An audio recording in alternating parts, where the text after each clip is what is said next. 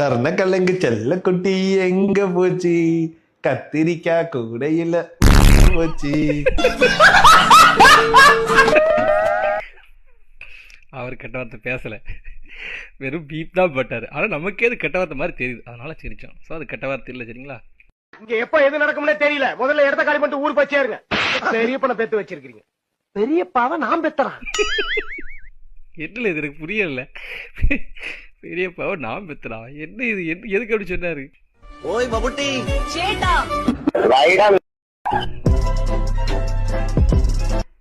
சொல்றதுக்கு ஒண்ணு இல்ல.